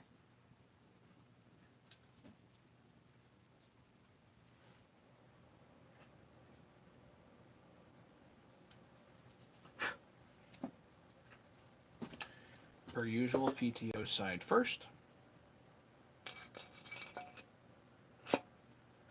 We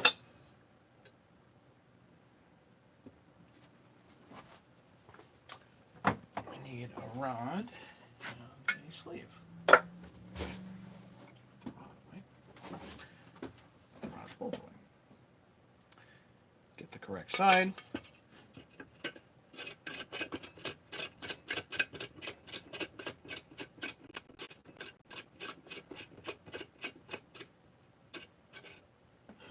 Okay. Put it down, back it off. I like to back it off just a little bit. And then we need a handle.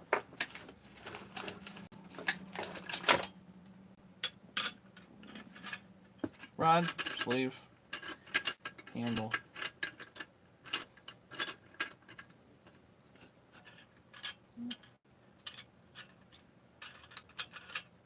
Ooh, screw in here. Come on.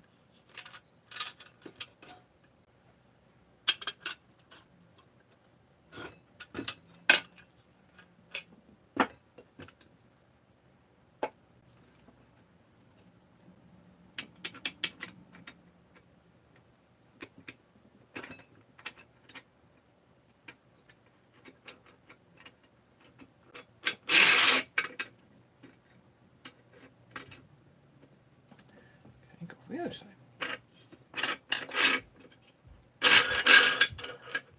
Thread just needs to be chased or something. Not a big deal.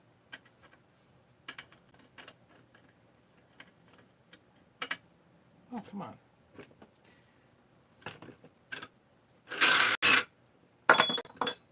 Come on, stay thread. Where are you not going?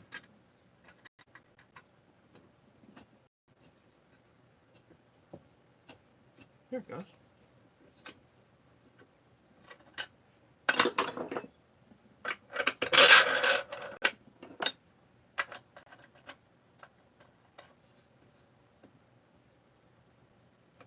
What the heck?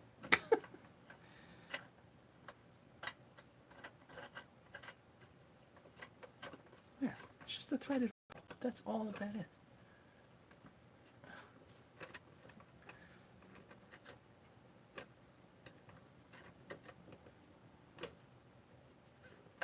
Just a carriage bolt. I mean, nothing exciting. Okay, there we go. Okay, move that away for a second. Now we just need a nut and a washer, which we got.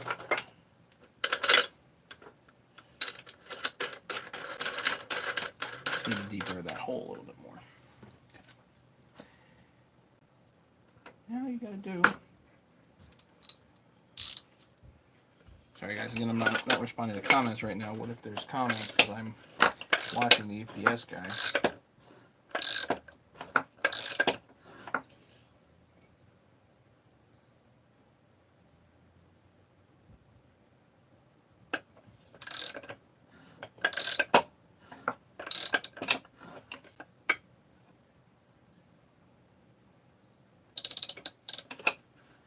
It's hanging out over at one of my neighbor's houses.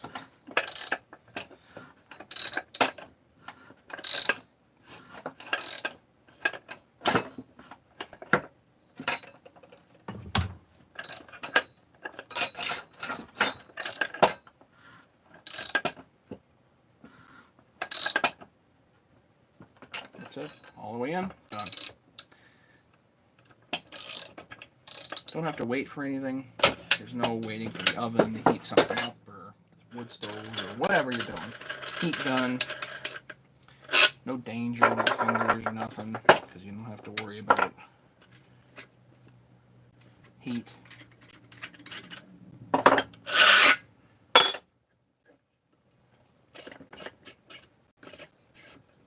Check on comments here.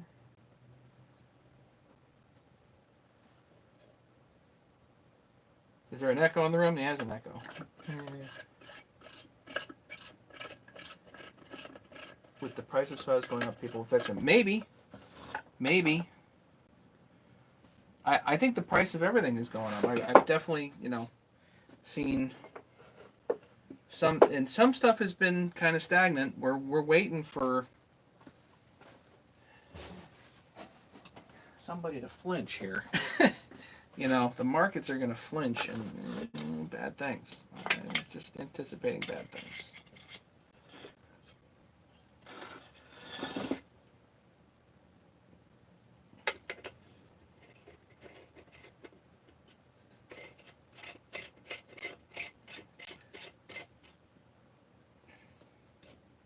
Okay, we got our positioning pins in. Everything's Loctited. Now it's just a matter of getting the rest of this together. Large sleeve, small rod.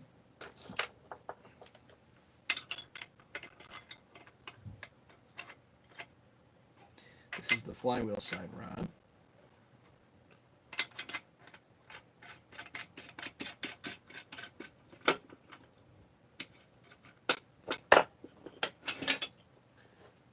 And washer.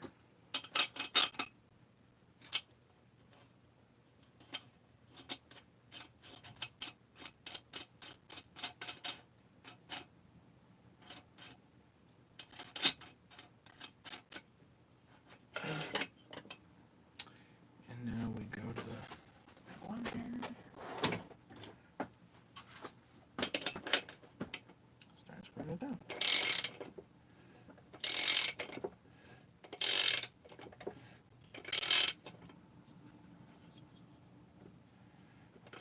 Line those positioning pins up.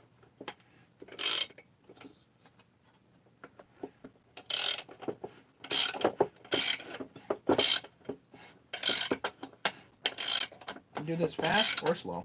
Your call.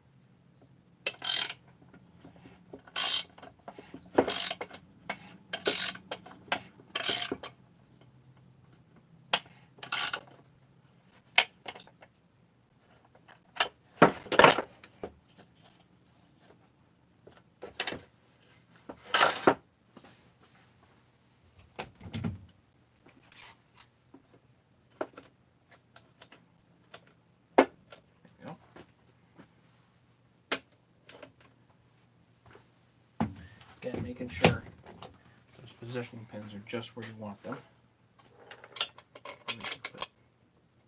Put a screw in up here.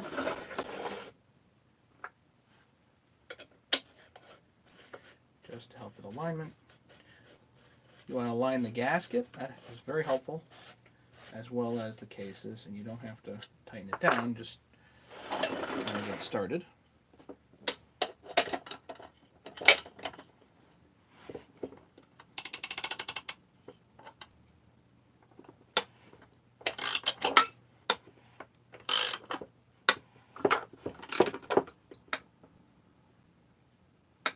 That's it. That's all you need to do. So now just to demonstrate, you can actually leave that in there like that, and now we can actually put all the bolts in if you like. So 1, 2, 3, 4 case bolts.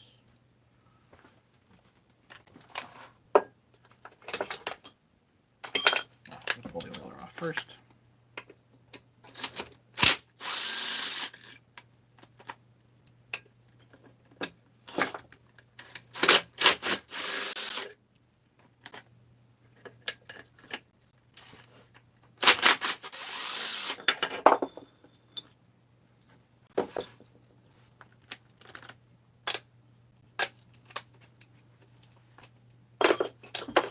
Millimeter, 35 millimeter long bolts.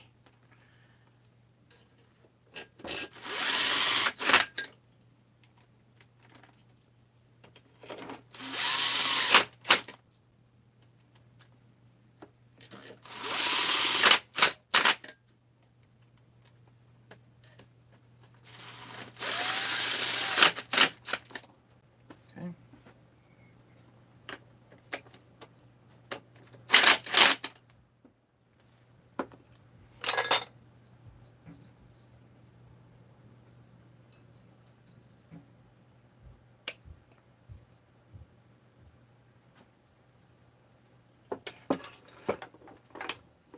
There like that. But maybe this in the way ideally.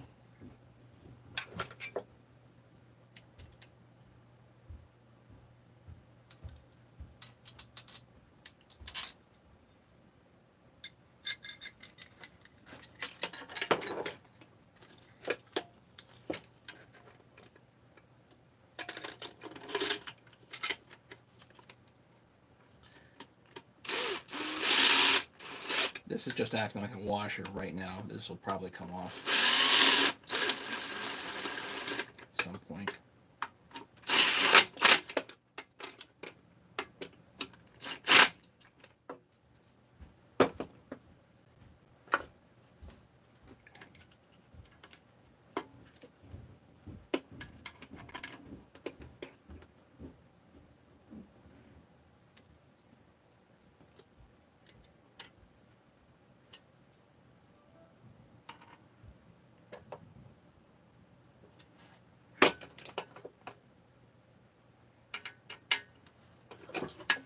If anybody's interested in this crankcase, they can let me know.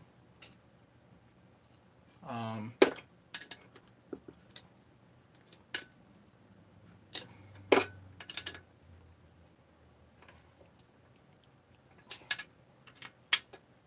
have 3 of these right now, so I don't necessarily need it. I'd love to move this along.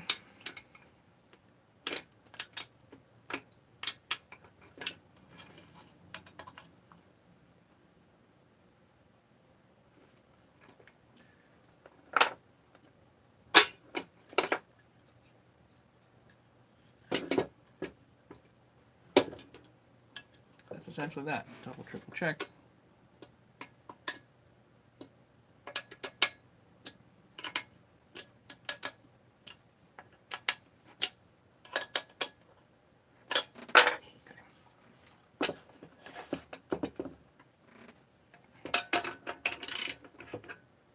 it off. And undo your nuts and washers and everything.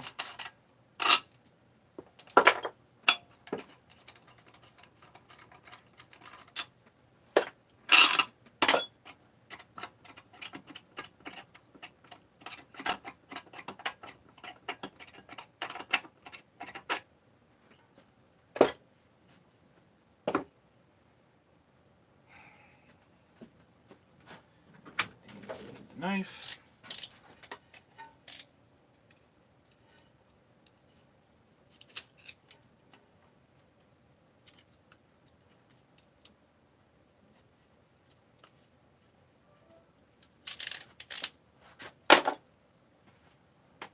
There's that.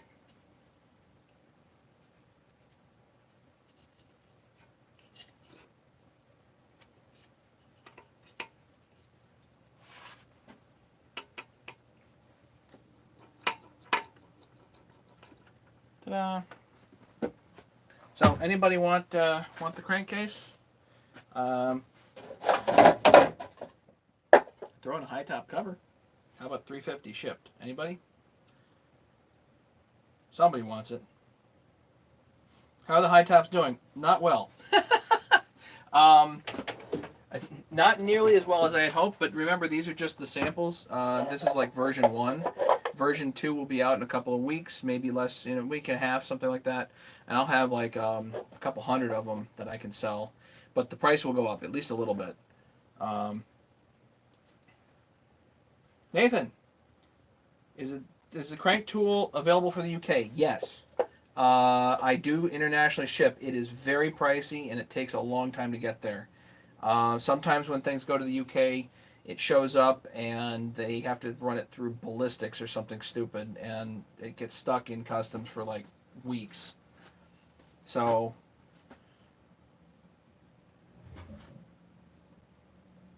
you can email me, but just so you know, it is pricey to send it over there.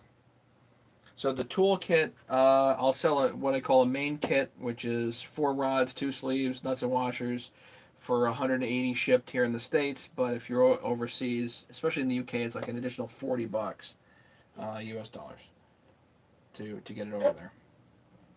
And basically, I guarantee that you will have a tracking number, but I will not guarantee that it gets to you, because once it goes out of my hands, I can't be responsible for that. You know what I'm saying? The international shipping is such a pain in the neck.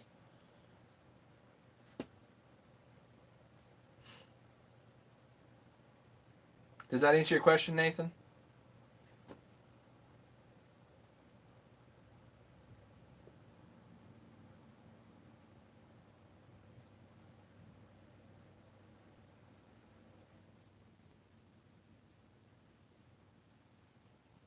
Sorry, I'm just watching the map here. So yeah, if anybody's interested in a crankcase, throw in a high top cover. I'll also put some bolts in there too, right?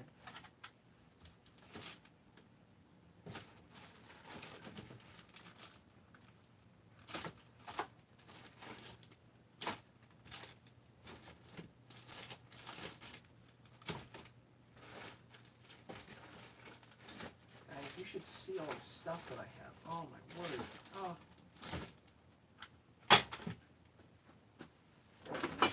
I can throw some top bolts in there. Just know where they are. Right this second.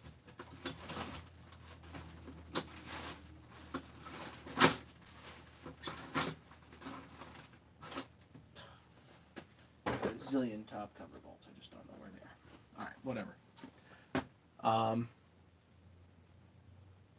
Yeah, questions, comments, anything else, guys?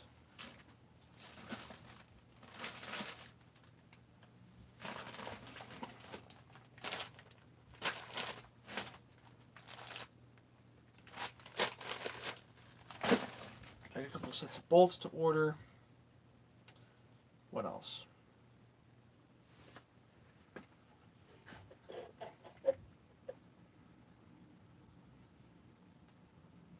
Yeah, Nathan, what you shoot me an email, matty05 at AOL.com. Get rid of the extra ampersands, and if you shoot me an email, I can send you the form letter. The form letter describes, what you get and all that stuff for what kind of money. And it really depends on what saws you're working on. A main kit is not a complete kit. It doesn't do everything. It just does like 90% of what most guys are rebuilding. 372s and 660s and 288s and 026s and 038s and that type of stuff. So if you're rebuilding some of the more popular stuff, the main kit will hit it. Um, it's some of the weird stuff out there that's a little bit that you need additional pieces for, and it's additional money. So if you're going to pay the $40, you might consider getting more stuff, but over to the UK there. But yeah, it's kind of a pain. Just so you know. Robin Junkyard. No, that all comes from Tyler, from the parts pile I bought from him recently.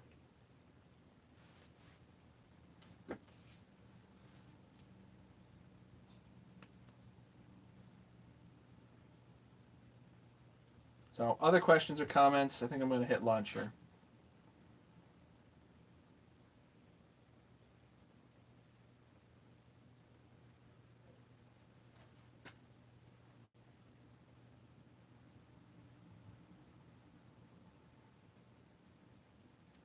I do have another thing to go over. I have a 266 actually that I got to tear down with you guys.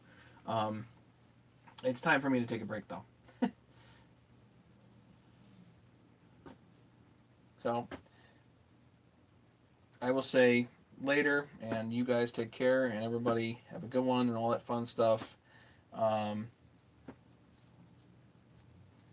and if anybody's interested in something, they can give me a holler. Anybody wants high top covers, they're on eBay right now. You can just 288 high top is all you got to search for. You'll find them in orange and black. They're just sample level right now. A couple weeks, we will be getting more permanent versions, but the price will go up. So once the samples are gone, then or if I get the new ones, I'm just going to pull the samples off and just sell the newer version. So again, the price will basically go up kind of indefinitely. So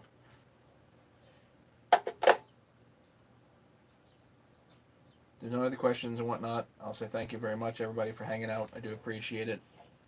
If anybody's interested in the case, they let me know. All right. See you later, guys.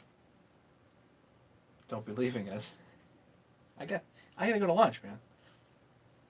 I put together 2 cases with you guys today.